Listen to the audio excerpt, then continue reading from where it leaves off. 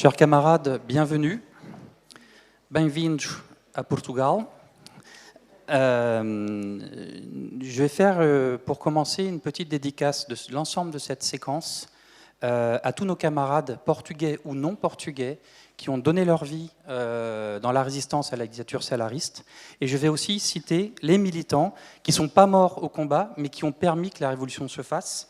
Je vais les donner dans le désordre, donc si chacune et chacun, parce que je sais que la France Insoumise, c'est un mouvement, il y a de tout, des communistes, des trotskistes, des socialistes, des anarchistes, il y a de tout. Donc vous inquiétez pas, je vais les donner dans le désordre, comme ça il n'y aura pas de... on dédie cette séquence à Paulo Inácio, Álvaro Cunhal, Otelo Saraiva Carvalho, Mário Soares, Pierre Lambert, Henri Curiel, Pagès, Vasco Gonçalves, et le maréchal Costa Gomes. J'en oublie plein, je suis désolé, mais ils méritent. Merci.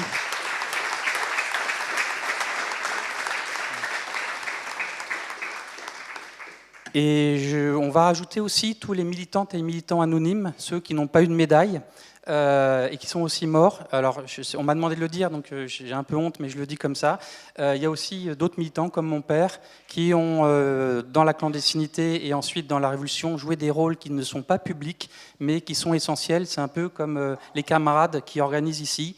On les voit à peine, on les voit à l'accueil, on les voit dans le bus, on les voit à la logistique, mais pourtant, sans tout ce travail de fond, sans les porteurs de valises, sans les porteurs de dynamite, sans les porteurs de tracts, sans les imprimeurs et les camarades qui ont fait des faux papiers. Mon père faisait des faux papiers dans le réseau Henri Curiel pour que passer les frontières, les passeurs de frontières. Voilà, tous ces camarades méritent aussi des applaudissements autant que les généraux, les maréchaux et les capitaines de la Révolution.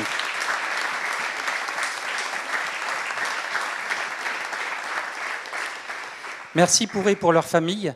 Et je m'excuse d'emblée, vous avez remarqué que je n'ai pas cité de nom de femmes, parce que, effectivement, et Maria João va nous en parler tout à l'heure, on était dans les années 70 et on n'était pas autant dans l'égalité qu'aujourd'hui, notamment au Portugal, mais ça, je laisserai les intervenants intervenir sur le sujet.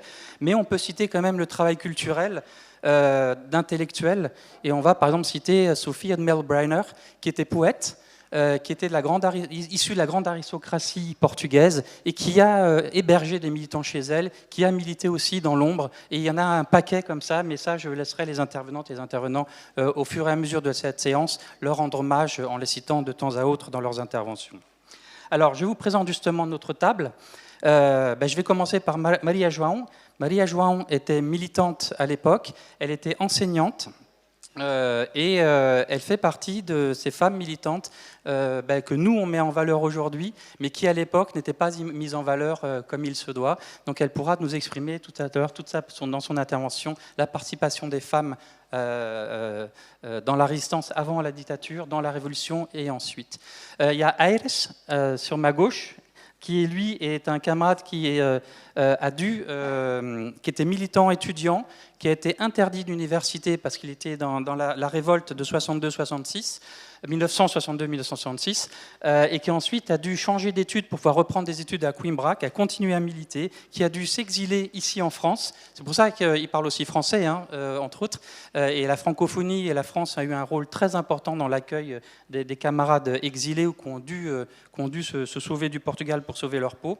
Et ensuite, à la Révolution, il a participé à la relance, non, pas à la relance, à la création du Parti socialiste, avec, dans ses statuts, Parti socialiste portugais, dans ses statuts, il était dans l'aile qui a précisé que le Parti socialiste était marxiste. C'est important parce que vous verrez dans la suite comment ça va évoluer. Et il a aussi, en tant que député de la Constituante, participé à la co-rédaction de la Constitution portugaise de 1976, une constitution de transition très intéressante. Et aujourd'hui encore, dans sa Constitution, dans le préambule à la Constitution, il y a une petite phrase que personne n'a retirée encore, donc on va s'appuyer là-dessus. La Constitution portugaise dit que le Portugal doit ouvrir le chemin vers le socialisme. Voilà, c'est là qu'on va faire le lien avec cette révolution des œillettes 74 qui résonne de manière significative dans l'actualité aujourd'hui en 2024, notamment en ce qui concerne les dynamiques de transition démocratique, les luttes pour la liberté et la rédaction la réaction des peuples face au régime autoritaire. Là, on pourra faire le lien entre ce qui s'est passé il y a 50 ans et ce que nous vivons aujourd'hui, pas seulement en Europe, mais il y a les révolutions citoyennes partout dans le monde, mais aussi particulièrement en Europe. Je suis aussi triste pour ces 50e anniversaire de la révolution des œillets et de la liberté retrouvée, de vous annoncer qu'il y a eu des législatives au Portugal, et c'est symbolique, mais 50 ans d'avril, il y a 50 députés fascistes maintenant à l'Assemblée nationale portugaise. Donc comme nous en France, on a le RN, il y a partout en Europe, partout dans le monde, il y a ce combat entre l'obscurité et la lumière, et nous allons devoir aussi pouvoir évoquer cette partie-là, notamment dans le débat avec vous tout à l'heure. Ce qui est important aussi, c'est que la révolution portugaise a amené un changement pacifique et non violent. Il n'y a eu que 4 morts dans cette révolution. C'est la police politique qui a tiré sur la foule parce qu'elle avait la trouille à ce moment-là. Et c'est quand même une révolution qui a été menée par des militaires et soutenue par le peuple qui est descendu dans la rue. Ça, c'est extrêmement rare, et ça a été efficace, vous l'avez vu. Et donc, ce n'est pas forcément un exemple à suivre, parce que nos militaires, je ne suis pas sûr qu'ils soient tous insoumis. Mais il y a un travail peut-être à faire auprès d'eux, des forces de l'ordre sur cette question-là, pourquoi pas. Et donc, justement, face au conflit qui sont violents et la répression brutale de certaines parties du monde, la révolution des œillets montre qu'il est possible de mener des changements profonds par des moyens pacifiques. Ça, c'est peut-être une expérience aussi à partager dans ce qu'ont vécu nos camarades au Portugal. Bien sûr, je viens d'en parler, le rôle de mouvement des forces armées a eu quelque chose de particulièrement original pour mettre fin au régime, mais je crois que sans la mobilisation populaire, les militaires tout seuls dans la rue n'auraient pas pu finir leur journée tranquillement de révolution. Et c'est bien ce qui a fait le gros changement, c'est quand les femmes sont descendues dans la rue. Moi, je peux vous raconter ce souvenir de famille. Quand les militaires le capitaine Maia était alors je ne sais pas si vous connaissez Lisbonne, mais était sur la place centrale de Lisbonne, là où il y a tous les ministères. Il y avait les révolutionnaires militaires qui étaient d'un côté. De l'autre côté, il y avait un autre régiment fidèle au régime qui était en face. Ils ont failli s'entretuer. Et le fait que, par exemple, dans une rue qui descend sur la place qui s'appelle Calçada de Santana, où habitaient mes grands-parents, ma grand-mère a réveillé toutes ses voisines, elles ont fait des sandwichs, elles ont pris ce qu'elles avaient à manger, le peu qu'elles avaient, parce que voilà, c'était la pauvreté la plus totale, et tout ce qu'elles avaient à manger et à boire, elles sont descendues en masse, elles ont chopé leur mari, ils sont sortis de leur bureau, leur boulot, elles sont descendues en masse dans la rue, elles sont interposées, elles ont noyé les militaires. Petite anecdote de l'histoire, les familles et le peuple de Lisbonne ne savaient pas qu'il y avait 2 régiments qui s'affrontaient. Ils ont noyé la place, ils ont noyé les rues, et du coup le régiment qui avait ordre de tirer sur Maia et sur ses soldats n'ont pas tiré. C'est une belle image d'un film que je vous rappelle, où on voit Maia qui laisse son fusil, qui tient les bras en l'air, qui dit allez-y, et les soldats ont ordre de tirer, ils ne tirent pas, ils le rejoignent. Et à ce moment-là, la foule arrive et ils noient l'ensemble des chars qui ne peuvent plus se bouger, parce que sinon ce serait un bain de sang, et les militaires n'ont pas osé le faire, et c'est ce qui a fait basculer la révolution en révolution populaire. Voilà, je termine quand même la présentation par Victor, qui est historien, il est chercheur à l'Université Nouvelle de Lisbonne, UFCH Nova, comme on dit, pour ceux qui ont fréquenté cette faculté, et qui nous a sorti un très bon livre, La démocratie, liberté, c'est le peuple qui commande, sur la révolution 74-76, la révolution des œillets, que je vous recommande et qui pourra dédicacer à la sortie si vous en avez l'envie et le loisir. Voilà, voilà pour la promo. Mais ce n'était pas pour ça qu'on a fait ça. Il y a 5 autres livres en français sur la révolution des œillets. Il y a notre camarade de l'Institut La Boétie, Hugo Paliette, qui est occupé sur l'extrême droite dans d'autres séquences, qui a aussi sorti un petit livre. Je m'excuse, j'ai oublié toutes les maisons d'édition. Édition sociale, voilà. Il y a Gérard Filoche qui a ressorti son livre d'époque, parce que lui aussi a participé à l'époque là-bas. Il y a Yves Léonard, qui est un grand historien qui sur la question, qui est exceptionnel aussi. Il y a les éditions Philips qui a sorti un livre. Et on a... j'arrive plus à me relire, José Robel aux éditions de l'Atelier. Donc c'est intéressant. C'est assez rare qu'il y ait des livres sur la Révolution portugaise en français, ou des fois c'est des traductions. Là, nous avons vraiment un travail d'historien. Victor est franco-portugais ou luso-français, comme vous voulez, et ça vaut le coup de travailler. Donc il nous fera une petite introduction sur ce qu'ont vécu les Portugais à ce moment-là, de façon très universitaire et très factuelle. Et ensuite, je passerai la parole à nos camarades qui ont vécu ce moment-là. Et ensuite, on se permettra de de déborder sur l'actualité de la révolution des œillets et les enjeux face au fascisme aujourd'hui, de la transition démocratique et surtout de l'organisation populaire pour changer la société. Voilà, donc on va faire 2 temps, et ensuite le dernier temps, bien sûr, sera les questions. À la fin du premier temps, si vous avez des questions, n'hésitez pas à lever le bras, on peut faire une pause et répondre aux questions tranquillement. On est là pour se former, pour s'entraider et pour grandir ensemble sur ces questions de la Révolution portugaise et de ses enjeux et de son actualité, y compris en Europe. Alors, je commence par toi. À toi, Victor. Merci beaucoup. Bonjour à toutes et à tous. Merci beaucoup à l'Institut de la Boétie, à l'Information Soumise, à Bruno, d'avoir organisé notre venue. On est venus tous les 3 de Lisbonne et on vous remercie de l'invitation. Alors, il va être désolé, Bruno, je ne vais pas faire un truc universitaire. Je ne vais pas vous demander de prendre votre stylo petit A. Et là, en cours, d'habitude, il y a les stylos 4 couleurs qui font tic pour mettre le grand A en bleu et le petit B en vert. Donc non, ce qu'on m'a demandé de faire, alors moi, je n'ai pas vécu la Révolution, j'en suis désolé, mais c'est de faire un petit topo rapide pour présenter après, que ce soit plus smooth pour arriver aux différents témoignages. Donc moi, sur un peu l'avant, c'est-à-dire l'avant. On fait une révolution contre quoi? Et là, pas trop de dates, je vous promets.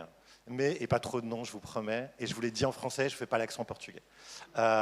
Donc, dans le cadre de l'Europe des années 20 et des années 30, en 1926, au Portugal, le 28 mai 1926, il y a un coup d'État militaire à Braga, dans le nord du Portugal.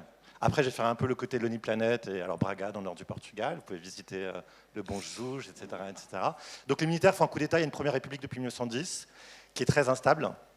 45 gouvernements en 16 ans. La situation économique est très grave, parce que le Portugal a voulu participer à la Première Guerre mondiale, et il en est ressorti endetté, avec de graves problèmes au sein de la structure militaire. En 1926, les militaires font un coup d'État, et les militaires qui font le coup d'État, ils ne savent pas trop ce qu'ils veulent. Ils savent ce qu'ils ne veulent pas. Ils ne veulent pas d'un parti précisément, le Parti démocratique et le Parti républicain.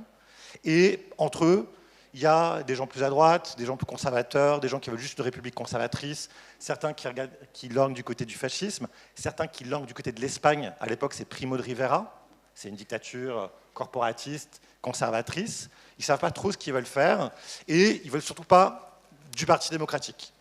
Et en 1926, ils font déjà appel à un professeur d'université, méfiez-vous toujours des professeurs d'université, qui est professeur d'économie politique, de finances publiques à Coimbra, qui est l'université traditionnelle du Portugal depuis le XVIe siècle.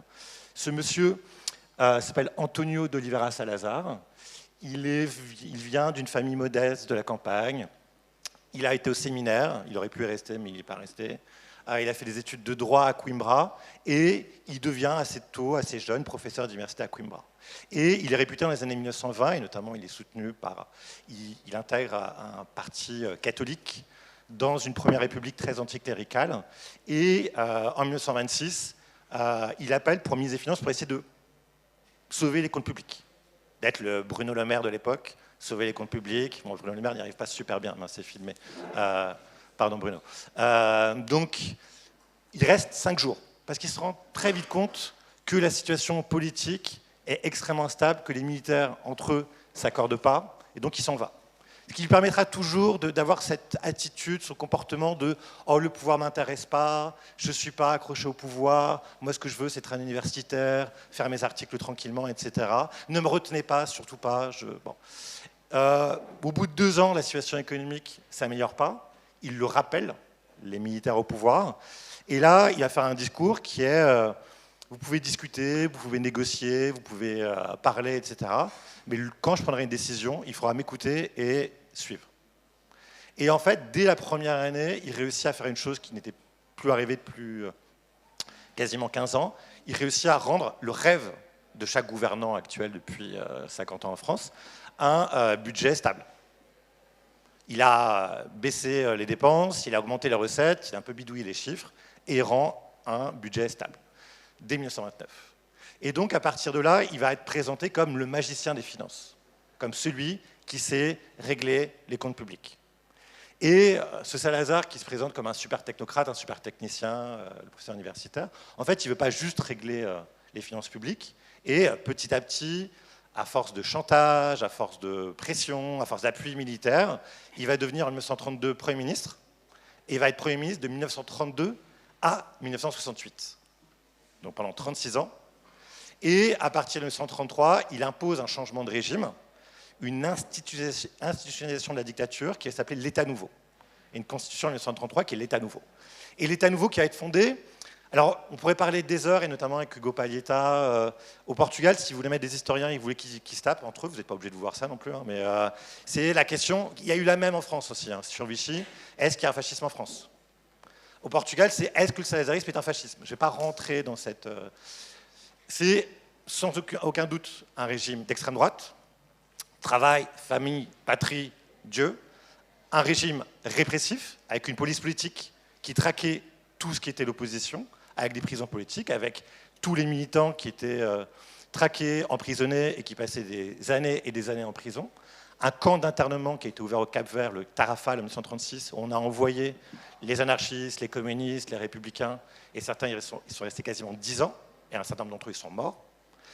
Et c'est un régime, donc pas de liberté d'expression, pas le droit de grève, pas de syndicat libre, pas de liberté tout simplement. Et une population qui vit dans une misère extrêmement importante. Comme je vous l'ai dit, Salazar reste au pouvoir jusqu'en 1968, donc il reste pendant 36 ans. Et l'autre élément important, et je vais aller très vite pour après laisser la parole, l'autre élément important, c'est que le Portugal, et ça c'est pas une invention de Salazar, le Portugal est un empire colonial, dont les principales colonies sont en Afrique, la Guinée, le Cap-Vert, l'Angola, le Mozambique, Timor, Goa, etc. Bon. Et ça vient du XVIe siècle. La Première République est ultra-colonialiste et le salazarisme récupère cette idée. Et notamment dans les années 50, quand tous les régimes, la France, les Pays-Bas, l'Angleterre, la Belgique, décolonisent, le Portugal de Salazar dit « nous, il n'est pas question de décoloniser ». Et les Portugais vont récupérer les théories d'un sociologue, entre guillemets, mais d'un sociologue, faire toujours attention aux universitaires, qui s'appelle Gilberto Frère, qui est au Brésil. Et alors, je vous passe les détails, mais dans les années 30, Gilberto Frère, il essaie d'expliquer pourquoi le Brésil, c'est pas les États-Unis, pourquoi au Brésil, il n'y a pas eu la ségrégation. Et il a l'idée, mettez plein de guillemets à partir de maintenant, tout ce que je vais dire, mettez 25 guillemets, c'est pas moi qui le dis. Hein. C'est pourquoi il y a au Brésil une démocratie raciale. Vous avez le droit de me regarder avec des yeux ahuris, vous inquiétez pas. Et pourquoi l'idée, pour lui, c'est pourquoi les Portugais ne sont pas, à la différence des Français, des Anglo-Saxons et des autres, ne sont pas racistes. Pourquoi les Portugais se sont mélangés. Au début, les Portugais, ils n'aiment pas du tout cette théorie. Ah non, nous, on est Européens, on est racistes, on est supérieurs aux Africains. Nous, on n'est pas comme ça. Après les 50, ils vont se rendre compte de l'avantage qu'ils peuvent tirer de cette théorie, c'est de dire, nous, ça fait 5 siècles qu'on est arrivé en Afrique, et depuis cette époque, on s'est métissé. Comme on n'est pas racistes, nous, les hommes portugais, on a eu des relations sexuelles avec les Africaines, avec les Indiennes, etc. etc.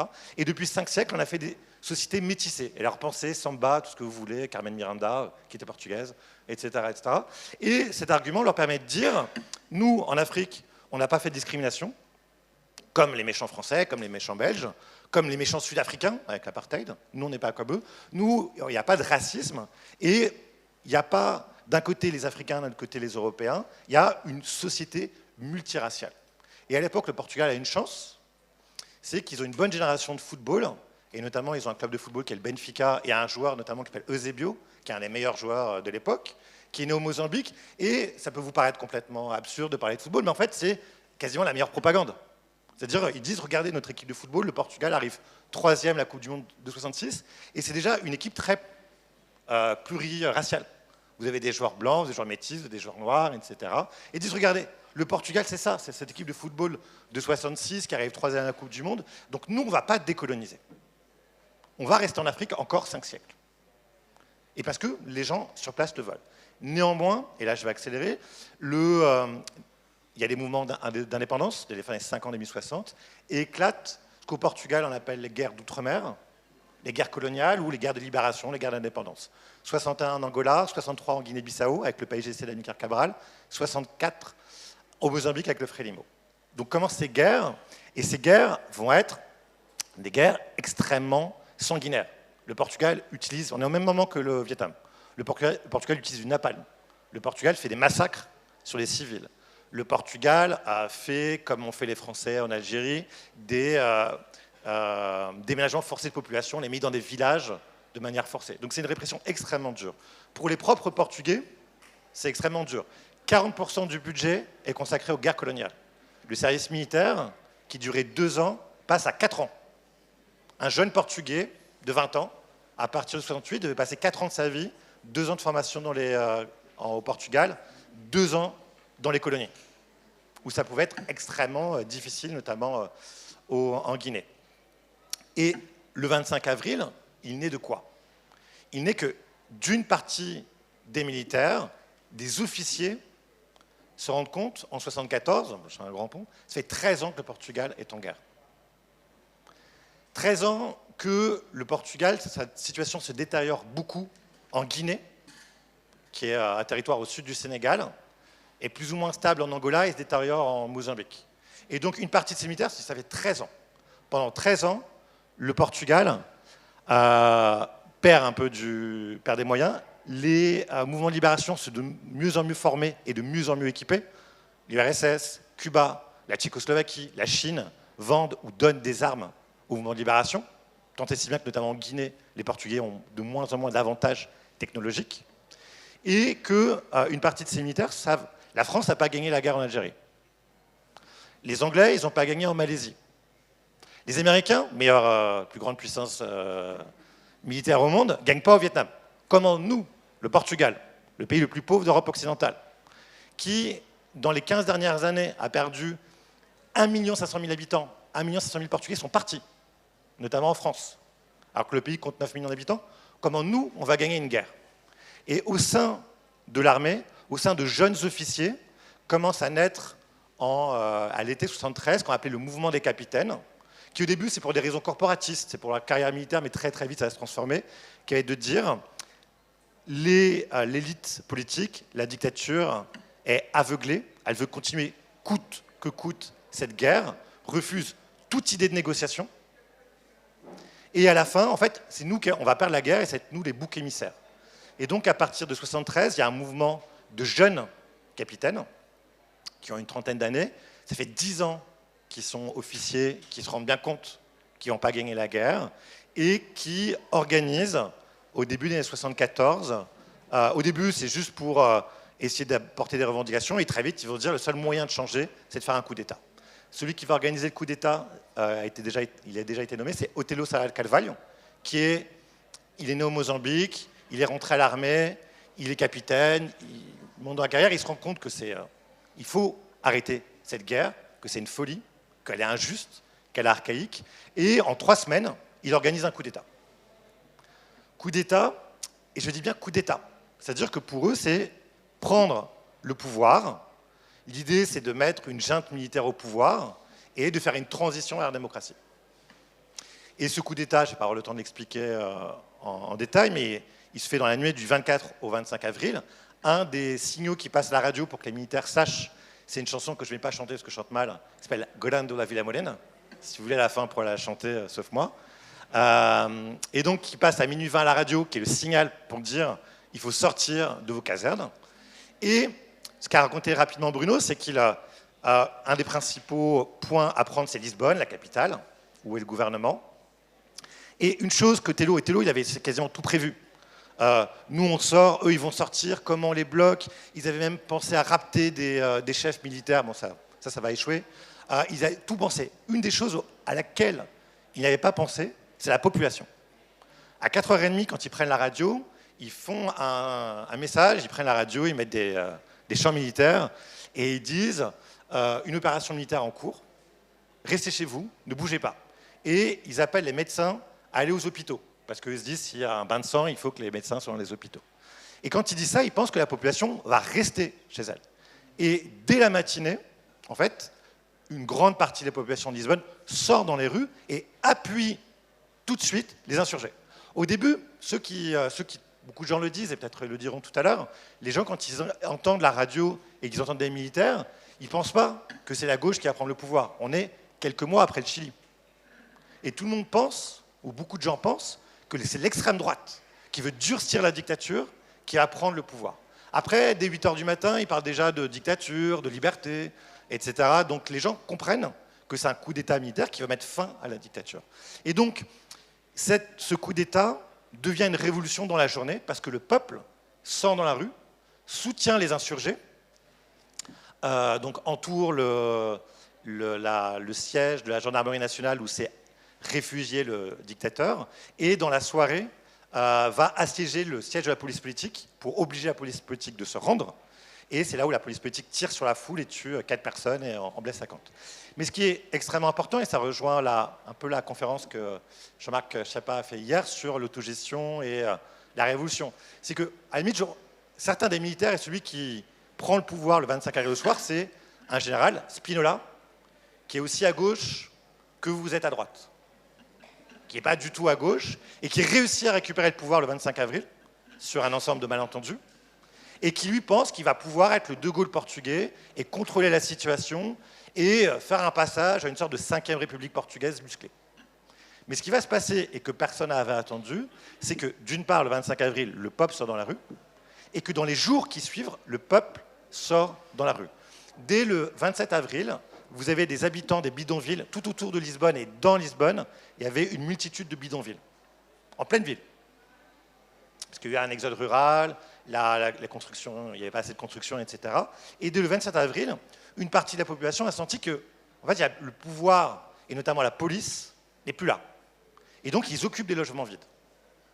Et dès fin avril, début mai, vous avez la révolution qui commence. Ça veut dire des habitants des bidonvilles qui occupent les logements et qui s'organisent dans des comités de quartier ou des comités de résidents. Vous allez avoir très très vite, dès le 1er mai, qui n'était pas un jour férié, évidemment sous la dictature, vous avez des défilés géants. 1 million, sûrement, de personnes qui sont dans la rue. Et dès le 2 mai, vous avez partout dans le pays un mouvement d'occupation d'usines, de grève, de revendication de salaire minimal, de congés payés, de droits sociaux et surtout d'épuration. C'est-à-dire qu'on demande, on exige, plus que demander, on revendique que le patronat, les contremaîtres et tous ceux qui ont participé pendant 48 ans à la traque, à la surveillance, à la dénonciation, soient virés des entreprises. Et en fait, et je vais m'arrêter là, ce que vous avez, c'est que ça, ce n'était pas prévu par les militaires. Eux, ils pensaient qu'ils allaient prendre le pouvoir, qu'ils allaient trouver une solution, et ils n'étaient pas tous d'accord, sur la décolonisation, et qu'ils allaient pouvoir organiser des élections. Et ce qui s'est passé, c'est que ça a ouvert une période révolutionnaire dont mes 2 camarades vont parler mieux que moi. Merci.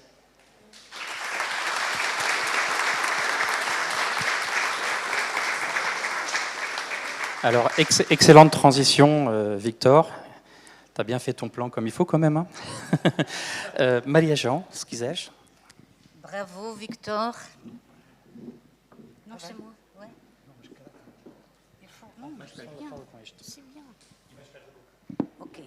Comme ça, vous m'entendez? Bonjour à toutes et à tous. C'est un privilège pour moi d'être ici, devant cette magnifique assemblée. Merci Merci pour cette invitation.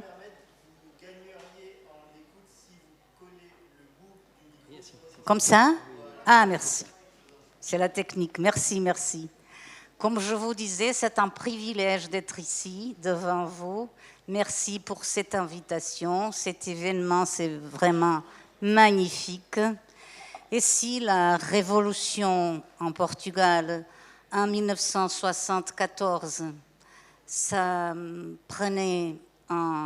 c'était une inspiration pour toute l'Europe et aussi pour les Français, ce qui se passe maintenant en France, c'est aussi une inspiration pour nous et nous suivons attentivement tout ce qui se passe en France maintenant. Je vais vous parler comme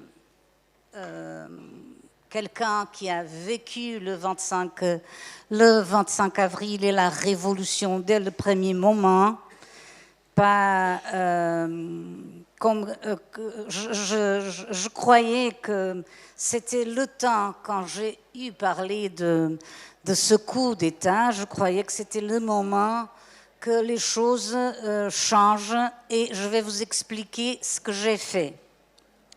Le 25 avril, j'avais 21 ans et j'étais professeur d'anglais dans une école secondaire publique.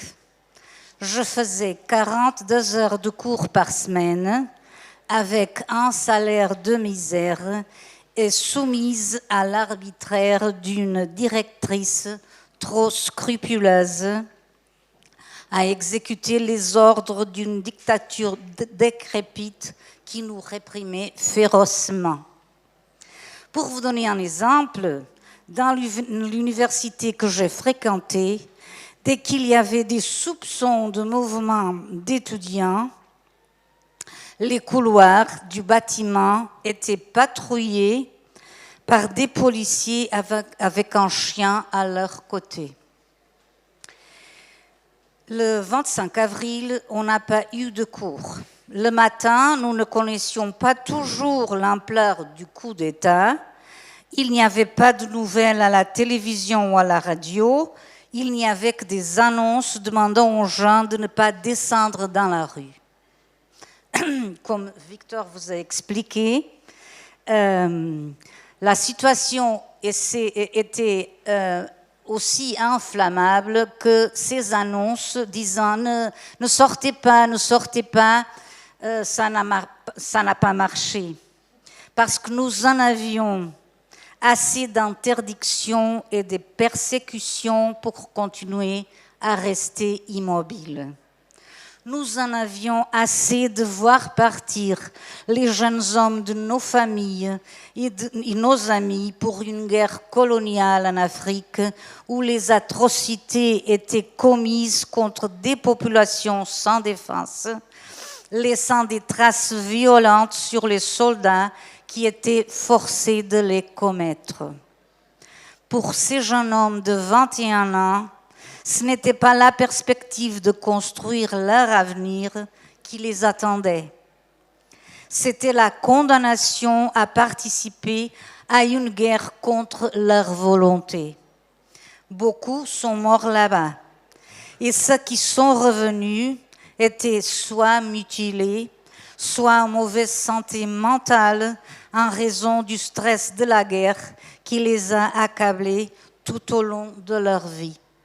J'en ai connu des gens comme ça. Nous en avions assez de voir disparaître sans laisser des traces des amis et des proches, arrêtés et torturés dans les prisons par la police politique. Nous en avions assez de vivre dans un pays aux inégalités criantes. Le taux d'analphabétisme était de 20% pour les hommes et de 31% pour les femmes.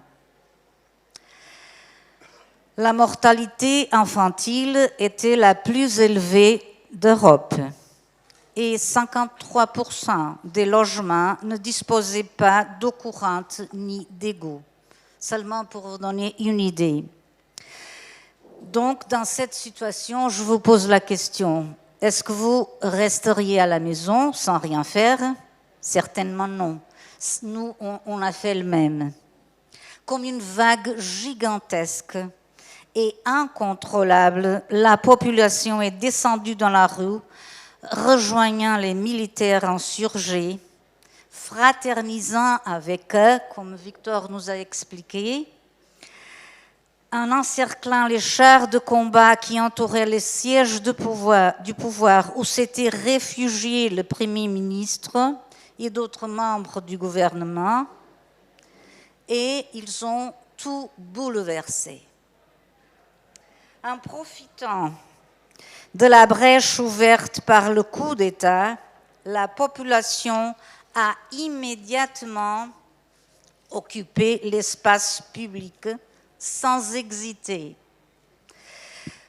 Nous, on a disputé à la bourgeoisie qui a été obligée de reculer pour ne pas tout perdre. Quand nous sommes descendus et nous avons occupé l'espace public, c'est avec des revendications et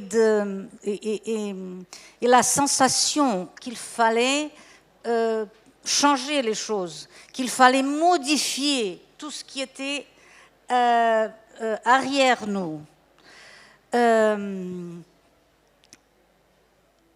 Excusez-moi, nous étions déterminés non seulement à renverser la dictature, mais aussi à mettre fin à la guerre coloniale, à démanteler les institutions de l'appareil d'État qui représentaient la dictature et à mettre en place nos propres organisations de classe dans un véritable mouvement de rupture avec le système capitaliste.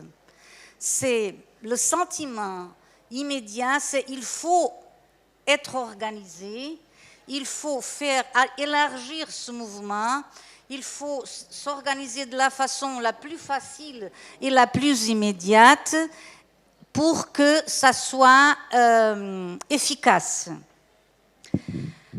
Nous avons modifié vraiment la vie quotidienne. Nous avons fait des assemblées populaires partout.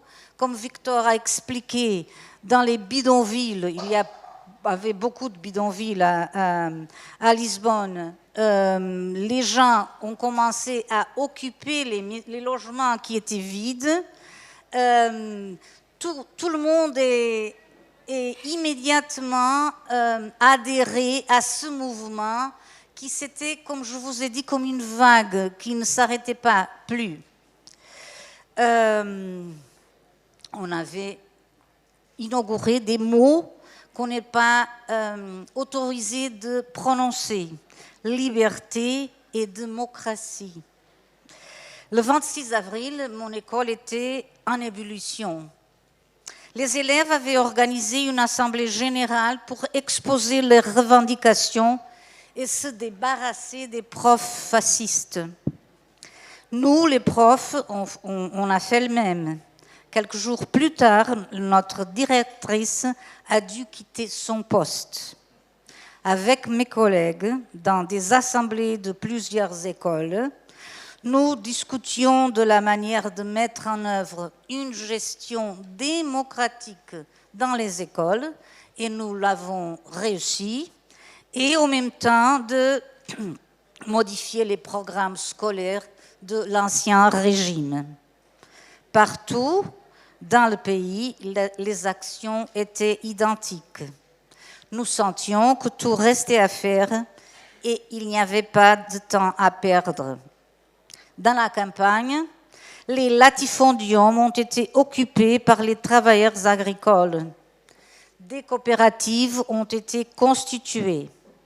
Dans les usines et les grandes entreprises abandonnées par les patrons en fuite à l'étranger, des commissions de travailleurs ont été élues pour éviter leur fermeture et garantir un contrôle sur la gestion. C'était très important, la constitution et l'élection de ces commissions de travailleurs. C'était une espèce de soviet. Dans les mairies du nord au sud, le peuple assainit les maires et il met en place des commissions administratives jusqu'à l'élection au suffrage universel d'un nouveau maire démocratiquement élu. La fin de la guerre et l'indépendance des colonies ont été imposées. Pas un soldat de plus pour les colonies. C'était le mot d'ordre partout crié par la jeunesse soulevée. C'était très important, comme ici en France, le rôle de la jeunesse dans les universités et dans les écoles.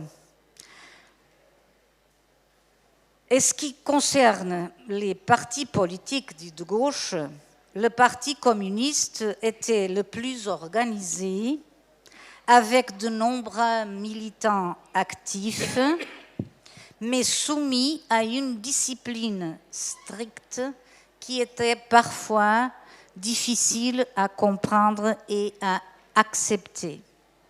Le Parti socialiste, qui s'affirmait marxiste, s'est construit dans ce mouvement de revendication pour établir des organisations de classe, en soutenant par exemple la création de commissions de travailleurs démocratiquement élues et qui ont joué un rôle important dans le contrôle ouvrier des usines et d'autres entreprises et en articulation avec les commissions de travailleurs de la banque ont empêché la fuite des capitaux à l'étranger.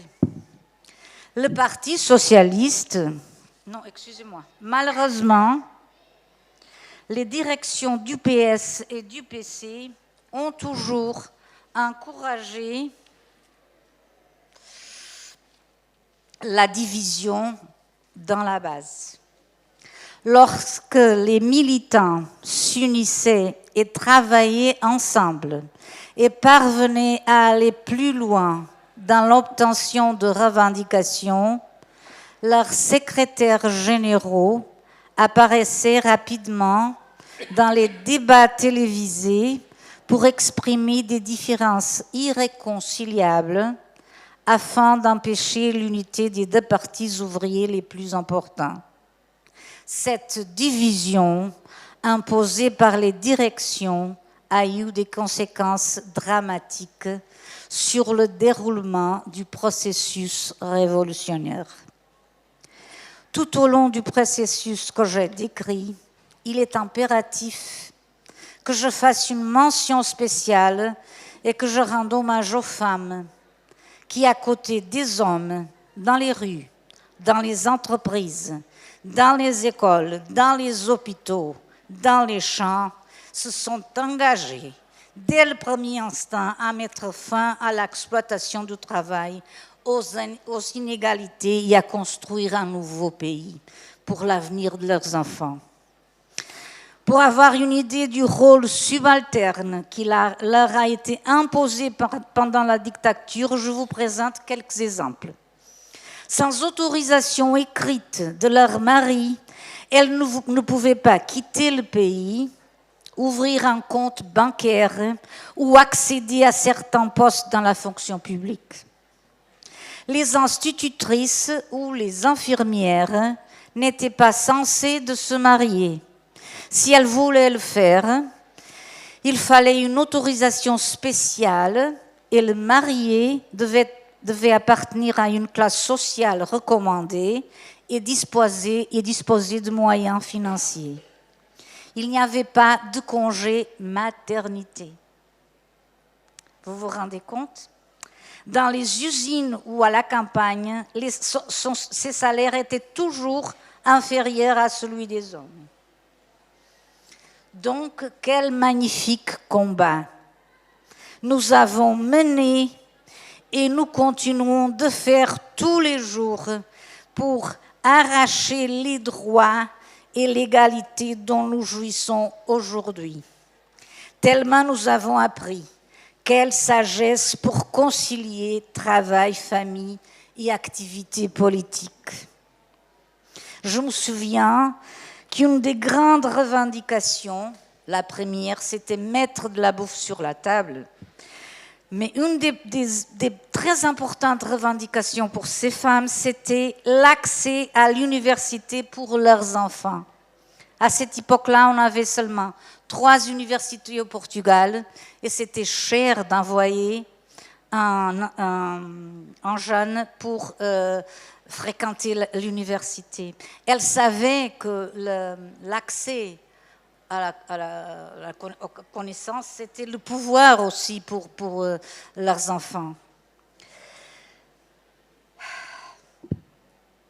Inévitablement, lorsque nous nous sommes tous battus pour les mêmes objectifs et sur les mêmes terrains, les relations sociales elles-mêmes ont subi une transformation très profonde et très définitive. Et je m'arrête ici, ça n'a pas été toujours facile au cours de ces 50 années. Nous avons dû nous battre pour ce que nous avons arraché avec la Révolution. Pour nous, les conquêtes sociales, comme le droit à la santé, à l'éducation, à la sécurité sociale, au logement, doivent être préservées et défendues malgré les attaques dont elles ont été objet. c'est la résistance des travailleurs au Portugal comme ici en France, et des populations avec leurs organisations qui a réussi au Portugal à les maintenir, ces conquêtes sociales, en tant que droit constitutionnel. Sans doute, cette expérience a eu un impact très fort dans ma vie. Ça a complètement changé ma vie. C'était le matin le plus beau que j'ai eu, c'était le matin du 25 avril. Ça constitue un atout inestimable qui a forgé ma compréhension, ma conscience de classe, mon orientation politique, ma militance. Et je vous laisse une impression que j'ai, c'est la révolution, une certitude que j'ai. La révolution portugaise, il y a certains qui disent qu'elle est morte, mais elle n'est pas toujours morte, pas du tout. La population continue de résister. Quand on a fêté les 50 ans du 25 avril, la foule, la manifestation dans la principale avenue de Lisbonne, ça a duré des heures et des heures à passer. Les gens voulaient manifester. Nous sommes ici, nous n'acceptons pas que les choses se modifient, que la révolution disparaît. Merci beaucoup.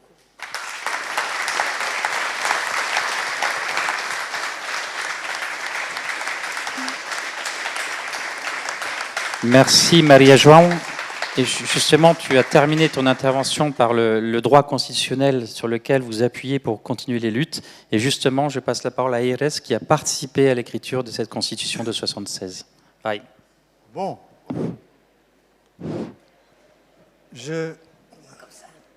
Oui.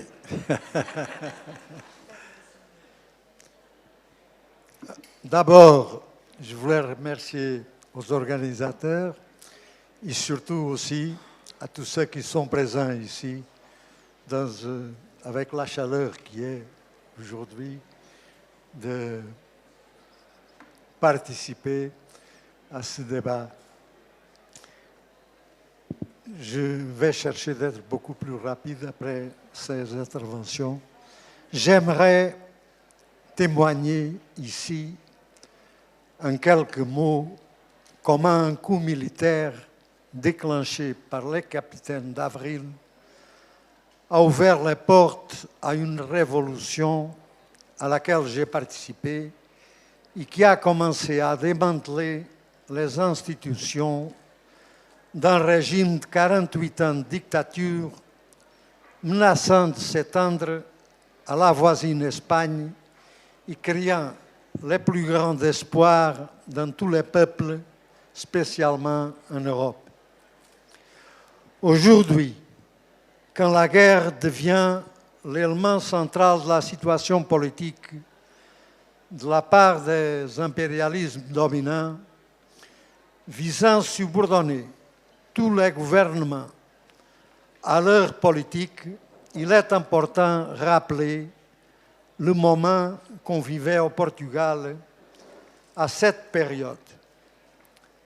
La guerre pesait brutalement sur tout le pays et d'une façon particulière et directe sur les couches de jeunes, mais aussi sur les familles atteintes par une guerre coloniale qui durait depuis 13 ans. La résistance croissante qui s'exprimait à travers le mouvement étudiant en 1962 et après en 1969, conduisant à la prison et à l'exil de beaucoup d'entre eux, comme ça a été mon cas, se manifestait maintenant aussi sur le terrain de la lutte de classe. Les grèves de 1973 et de 1974, en pleine dictature, dans le secteur de la verrerie, de la métallurgie, ont joué un rôle important. Cette résistance contenait le bouillon politique qui a mené à la fraternité entre les soldats et le peuple. En particulier les jeunes montés sur les chars de combat. Quand il y a eu lieu le coup militaire du 25 avril, déclenché par les capitaines, dont plusieurs avaient été détachés à plusieurs reprises vers la guerre coloniale. C'est cette fraternité entre le peuple et les militaires d'avril qui a imposé l'occupation du siège de la police politique, l'ouverture des prisons et la libération de tous les prisonniers politiques, ce qui n'était pas prévu dans le plan du commandant Spinola. Et c'est la suite de cette vague de mobilisation solidaire qui a conduit à l'assainissement des institutions de l'ancien régime du nord au sud du pays, des villes aux villages plus éloignés. Elle a naturellement commencé dans les endroits de plus grande concentration industrielle, comme la rive gauche du Tage, imposant l'assainissement des administrations compromises avec la dictature et faisant élire des commissions de travailleurs pour garantir le fonctionnement et le contrôle des entreprises, s'étendant ensuite aux institutions du régime comme les tribunaux et les mairies, entre autres, dans de véritables assemblées populaires, la population, au même temps que remplaçait les maires assainis, désignait les personnes de leur confiance pour l'exercice des fonctions municipales. C'est alors qu'y commence un vrai processus révolutionnaire avec la création d'organes autonomes de contrôle dans les usines et dans les grandes propriétés rurales, la constitution de coopératives dans les régions de petites et moyennes propriétés, comme c'est le cas de ma région, ainsi que des commissions élues dans les écoles, les hôpitaux, pour le contrôle de l'enseignement et de la santé. Mais le problème qui était sous-jacent pour des milliers de jeunes en train d'être encore appelés au service militaire était la guerre coloniale. Il y avait le même problème pour des milliers de familles qui avaient perdu des proches et souhaitaient mettre fin à cette souffrance. L'aspiration profonde à terminer avec un colonialisme sauvage qui ne servait que les grands du régime. Ça a été donc ce mouvement de fond qui a empêché l'envoi de troupes en Afrique, imposé le retour des soldats des colonies et les négociations de paix mettant une fin à la guerre coloniale. Ça a été ce même mouvement de fond qui a mis à l'ordre du jour le besoin d'une assemblée constituante souveraine, finissant avec les gouvernements provisoires subordonnés aux institutions militaires. C'est aussi cette vague de mobilisation profonde qui a imposé que soit inscrit dans la Constitution portugaise des droits démocratiques sociaux comme le droit à l'éducation et à la santé en tant que droit universel et gratuit, ainsi que le droit à élire des commissions de travailleurs, ses attributions et son mode d'élection. Le manque d'unité des directions des deux grands partis ouvriers au Portugal, à l'époque le Parti communiste et le Parti socialiste, ainsi que le manque d'une force politique de rupture avec la soumission aux intérêts du capitalisme, ont été les principaux responsables pour que ce mouvement révolutionnaire ne soit pas arrivé à son but de prise du pouvoir. Aujourd'hui, dans la situation mondiale qu'on est en train de vivre, d'une guerre qu'on prétend qu'elle s'éternise, débattre internationalement le processus initié avec la Révolution d'avril au Portugal en 1974 est sûrement d'une grande importance. Il représente un processus de rupture avec la politique d'unité nationale à laquelle se soumettent les gouvernements et forces politiques dominantes. La Révolution portugaise, au long de ces 50 ans, a été attaquée, mais pas liquidée. Elle représente ainsi une des conquêtes des peuples, surtout des peuples d'Europe.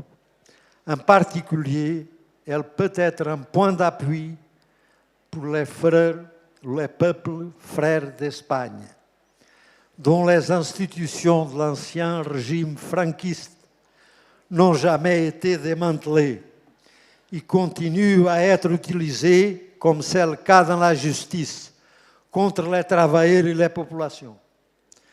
50 ans après, il est notre conviction que la mobilisation et l'unité d'un peuple derrière ses aspirations est capable de faire tomber un régime.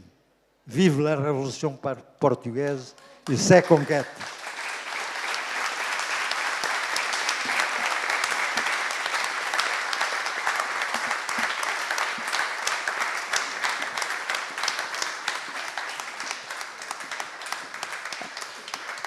Alors, chers camarades, à cette étape, je voulais savoir si vous avez des questions sur ces événements, sur la participation populaire, sur la Révolution. Oui, alors, quel est le camarade qui s'occupe des micros? Alors, merci. Ah oui, vas-y. Il y a madame, c'est bien, on commence par une femme. Et évidemment, on va faire une femme, un homme, mais s'il n'y a que des femmes, c'est pas mal aussi. Oui, bonjour à tout le monde. Sur l'eau. Oui, bonjour à tout le monde. Moi, j'étais au Portugal à cette période-là avec mon mari portugais. Et on a eu d'autres épisodes. Dans la famille de mon mari, il y a un frère qui était en Angola. Et il y a eu une fraternisation des soldats avec le MPLA. Oui, il y a eu une fraternisation des soldats parce que les soldats portugais n'en pouvaient plus. Et ils étaient perdus dans la jungle. Et il y a eu une fraternisation. Et comme il y a eu cette fraternisation, ils ont été commandés par les généraux là, à Lisboa de rentrer dans un bateau. Et eux n'ont pas voulu rendre les armes. Ils ont resté armés, ils se sont regroupés et ils ont planifié, justement, avec les généraux, les capitaines, moi c'est la version que j'ai eue, la prise de Lisbonne. D'aller de caserne en caserne et de prendre toutes les casernes. Et il n'y a eu qu'à Lapide qu'il y a eu des problèmes quand il y a eu la libération des prisonniers. Bon, ça, c'est la version que j'ai eue de la famille. Voilà, c'est une version. Et je veux dire aussi, il y a eu le rôle des femmes. Moi, j'ai travaillé à Vis comme infirmière. Et on s'est débrouillé dans le centre de santé, qui n'était pas un hôpital. On s'est débrouillé justement, il n'y a pas eu dans la maternité, on n'a eu absolument aucun problème. On a envoyé les femmes qui étaient à risque à Lisboa et on s'est bien débrouillé seuls à mener cette maternité, ce dispensaire, alors qu'il n'y avait absolument aucun médecin. C'est le rôle des femmes.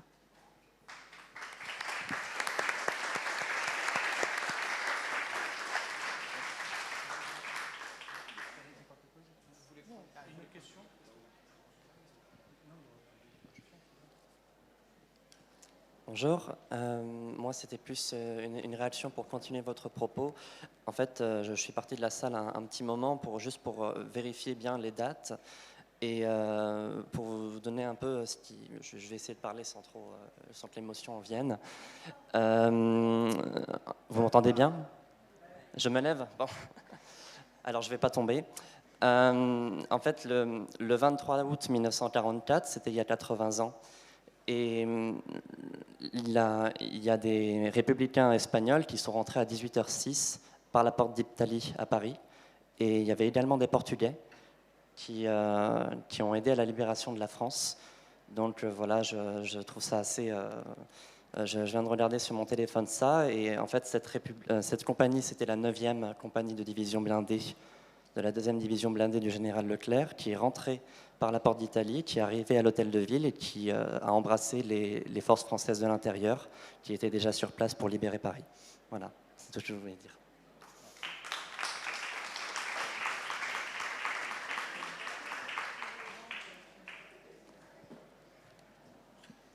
Oui, bonjour, merci. Je voulais savoir, dans le contexte qu'on connaît tous de montée de l'extrême droite en Europe, je me demandais, le Portugal est un des derniers pays d'Europe à s'être débarrassé de sa dictature, et aussi au regard des résultats des dernières élections au Portugal, où il y a une progression assez importante de Chega, le parti d'extrême droite. Comment vous l'analysez? Qu'est-ce que vous pouvez apporter comme élément, surtout par exemple avec notre voisin l'Espagne, qui est plutôt à gauche, du coup. Donc voilà, si vous avez des réponses sur ce sujet. Merci. Très bien. Victor. Alors, je vais essayer de répondre aux 3 questions ou remarques. Sur la première, sur ce que vous disiez sur la décolonisation, en fait, donc le 25 avril 1974, les jeunes capitaines, je dis jeunes parce que par exemple, Othello, il a 37 ans. Le Maille, celui dont tu as parlé, qui obtient la reddition du dictateur, il a 29 ans. Et les troupes qu'ils ont mobilisées dans la nuit, qui n'étaient pas au courant, des soldats de base, ils avaient 19-20 ans. Quand on voit les photos du 25 avril, c'est des jeunes hommes, désolé pour les jeunes femmes, de 19-20 ans qui font la révolution. Et le 25 avril, donc au soir, comme je vous l'ai dit, celui qui sort les marrons du feu, c'est Spinola.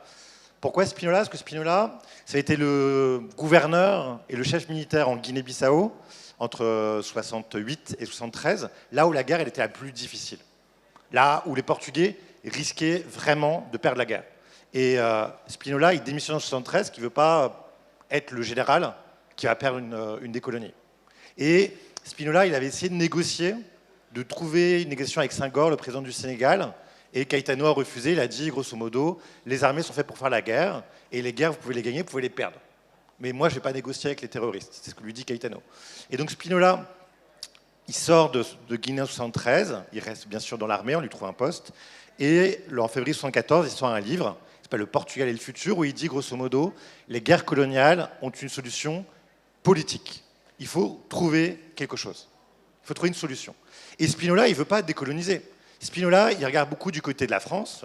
Tout à l'heure, on dit que la France était inspirante, mais il y a parfois des mauvaises inspirations. Il regarde plutôt du côté du général de Gaulle et de ce qu'a été la communauté en 58, qui n'a pas fonctionné, mais ce qu'il propose, c'est on va créer une communauté lusiade, on va donner un peu plus d'autonomie à la Guinée, à l'Angola, au Mozambique, mais néanmoins, on garde une sorte de Commonwealth. Et ça, c'est l'idée qu'il a dans le crâne. Et le 25 avril, quand les jeunes capitaines font le coup d'État, en fait, il y a un problème de hiérarchie. Caetano, qui est le dictateur, il dit « Ok, moi, je veux bien donner ma reddition, mais je ne veux pas la donner à un petit capitaine. Un capitaine de 29 ans, il est inconcevable pour lui de donner le pouvoir à un capitaine. Trouvez-moi un général. » Et le seul général qu'ils vont trouver... En fait, il y a un autre général, mais qui s'était caché. Et donc Spinola dit « Moi, je suis là. Coucou, je suis là. » Et donc, il obtient la reddition. Et Spinola, il pense qu'il va imposer sa solution, c'est-à-dire une nouvelle communauté.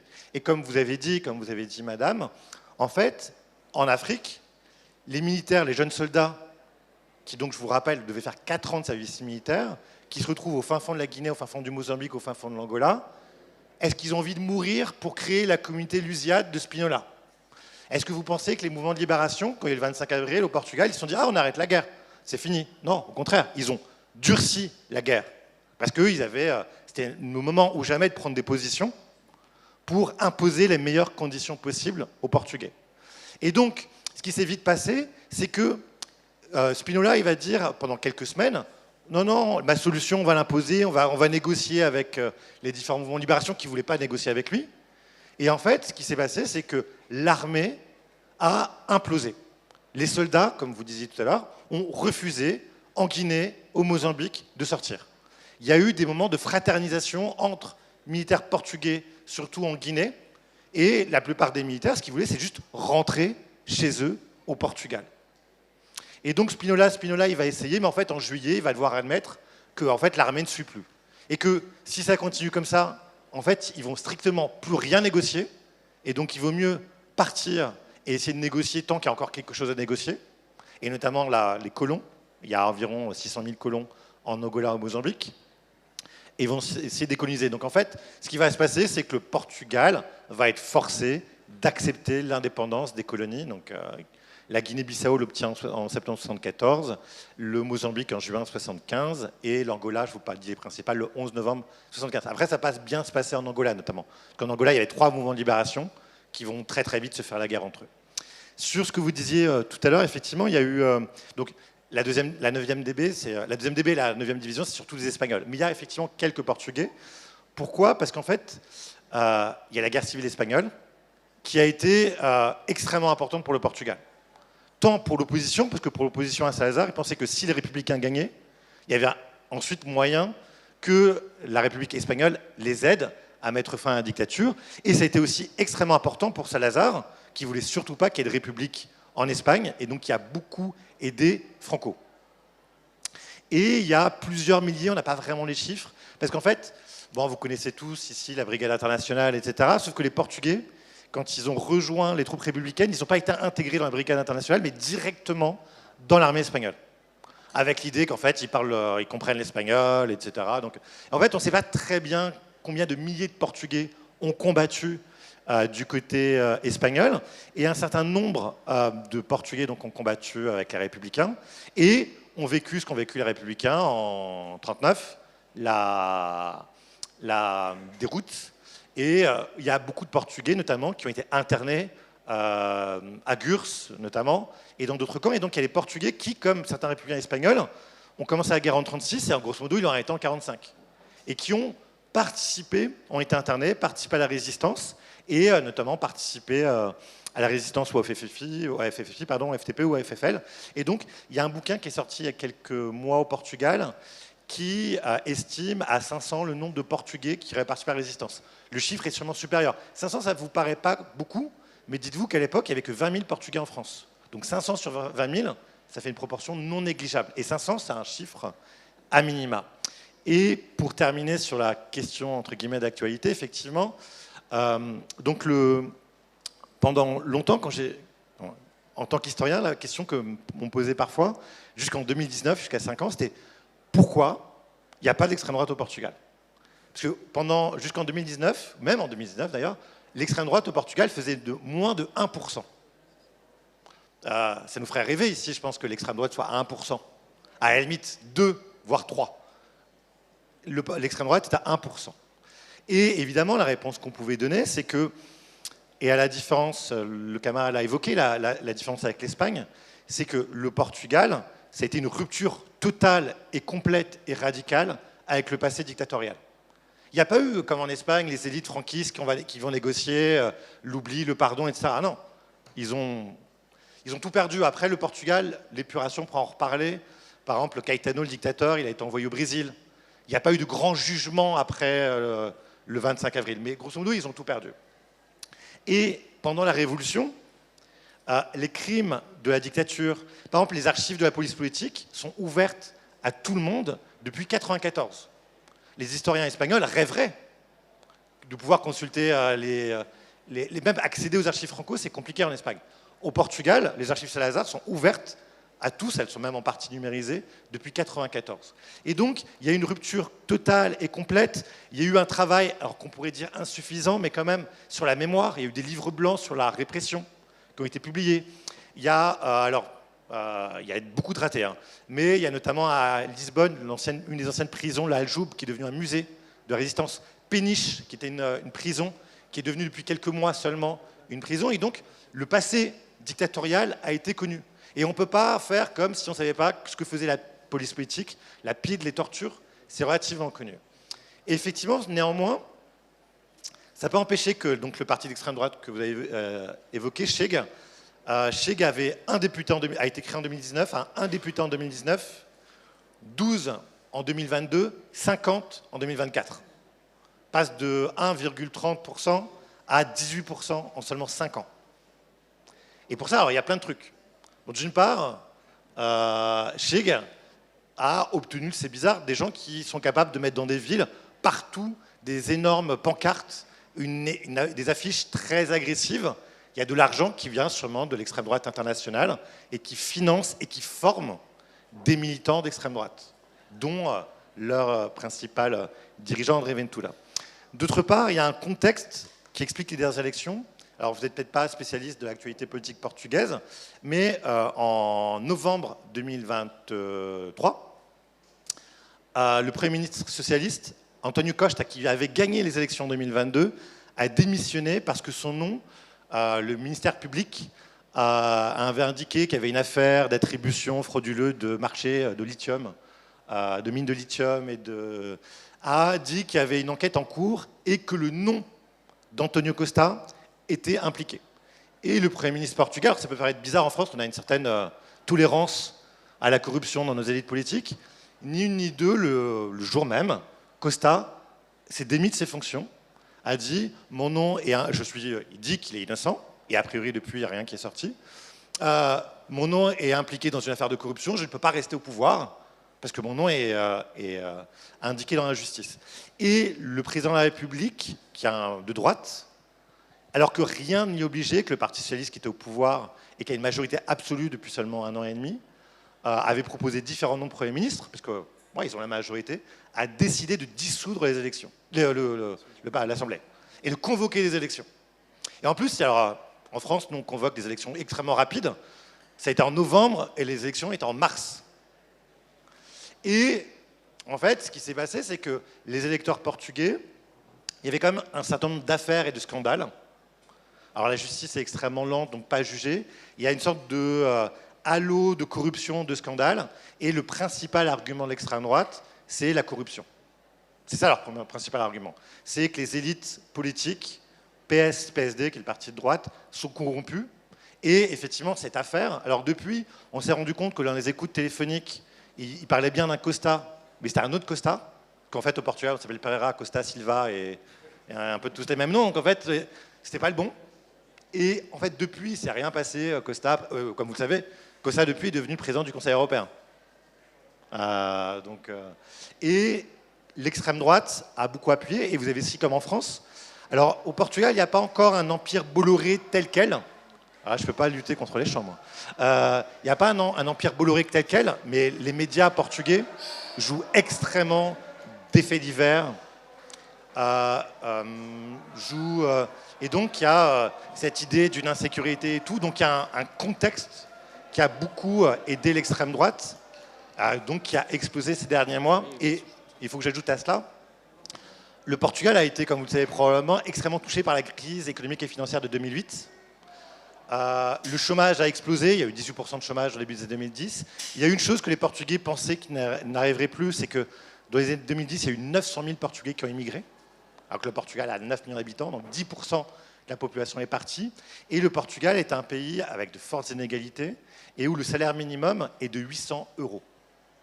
Et le Portugal, et peut-être que parmi vous, et je ne vous jette pas la pierre, je suis le premier, a connu un boom du tourisme, et notamment une petite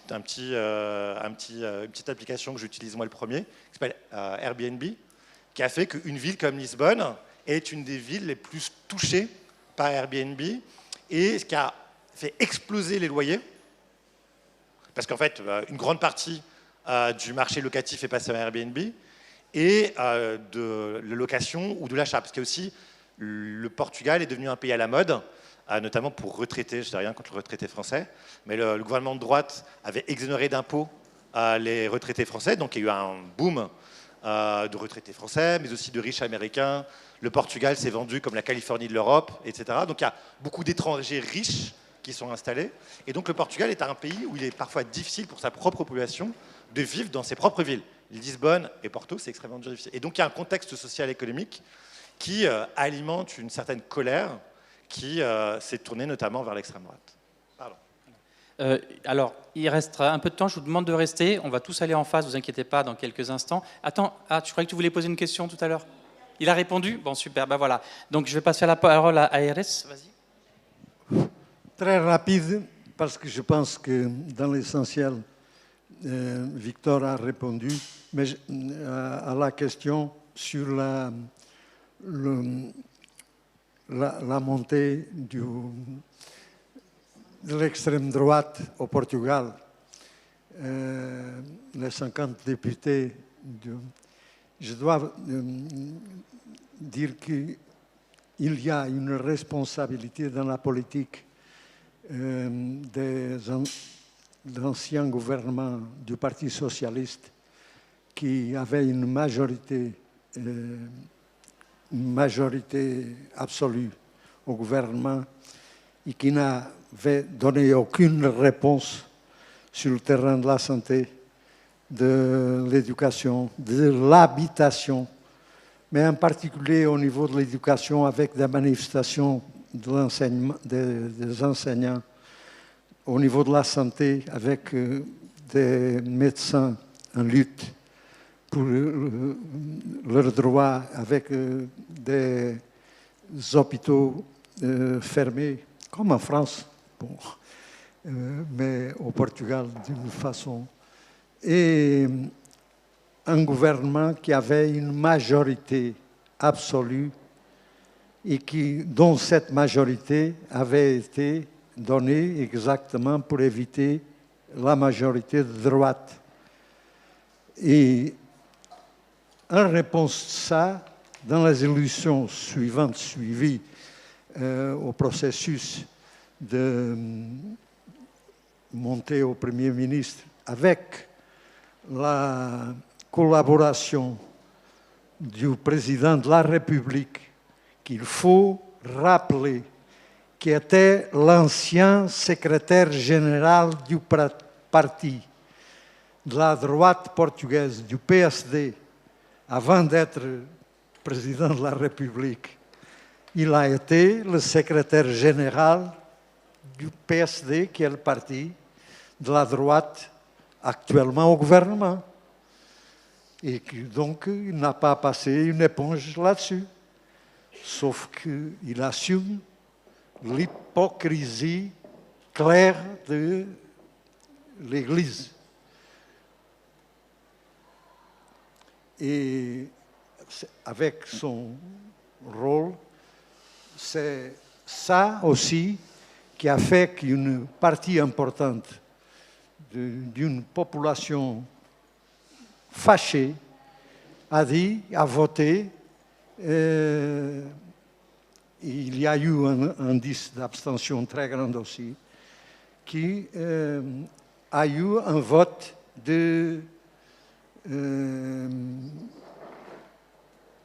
qui n'était pas un vote fasciste, ce qui s'est traduit dans les élections suite pour le Parlement européen, qu'il y a eu une baisse énorme du parti de l'extrême droite au Portugal. Et aujourd'hui, le rôle qui joue le groupe parlementaire du parti de l'extrême droite, malgré le soutien de la communication sociale, du point de vue de la mobilisation, n'a aucun rôle du point de vue de la mobilisation populaire. Aucun rôle. Bon, c'est ça pour ceux qui disent le danger de l'extrême droite, il n'y a aucun danger. Ce qui est important de tenir compte, c'est ce qui nous manque, un point d'appui pour la rupture contre la soumission à une politique, soumission à l'impérialisme. C'est ça qui est important. Un point d'appui pour cette rupture.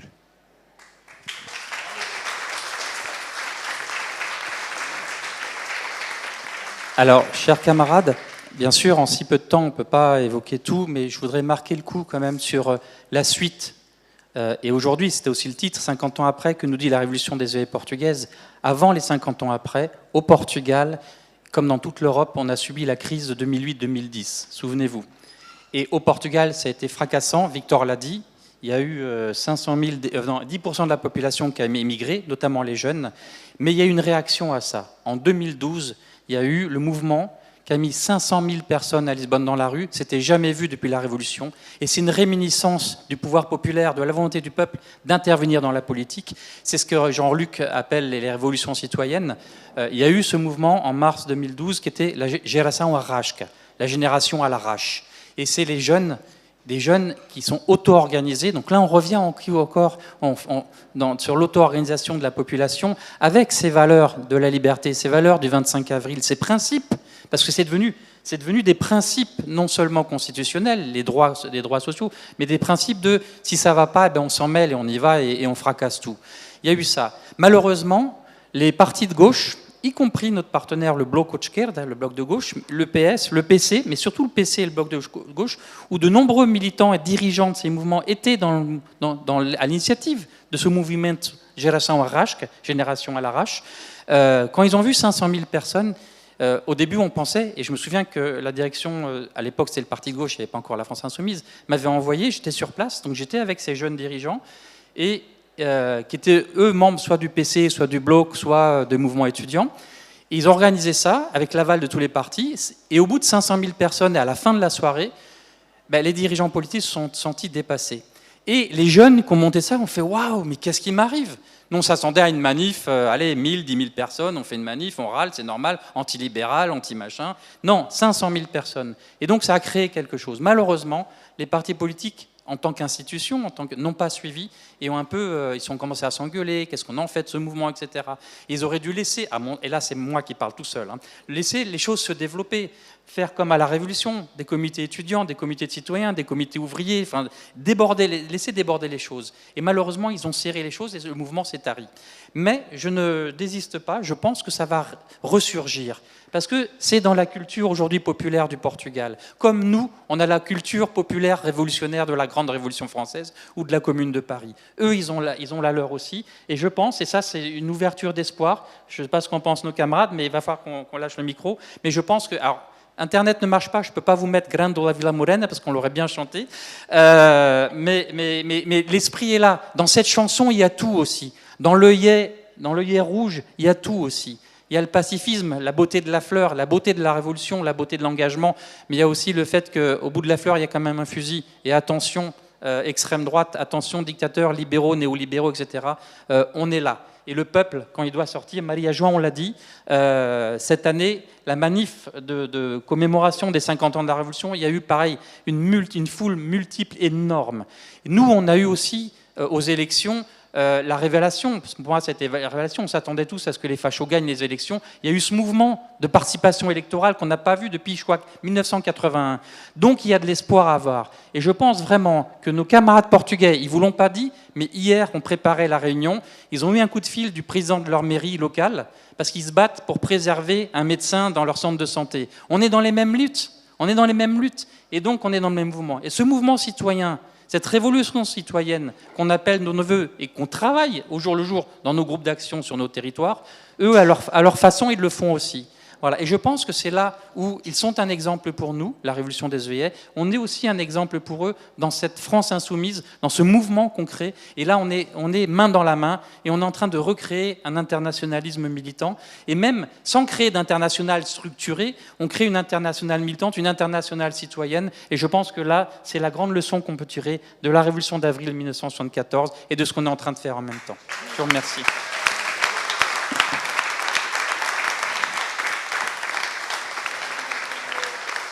Alors, On va tous, bien sûr, rejoindre Jean-Luc dans la salle d'en face, mais je vous rappelle que Victor est venu avec ses livres, ils sont venus de Lisbonne, on peut les remercier. Aires a 79 ans, Maria-Jean 71 ans, et franchement, ils sont jeunes, ils sont aussi frais que les jeunes de la France insoumise et que les jeunes qui font les révolutions et qui résistent partout. Merci à vous. Obrigado de ter vindos. Muito obrigado, camaradas. Et merci bien sûr à Victor.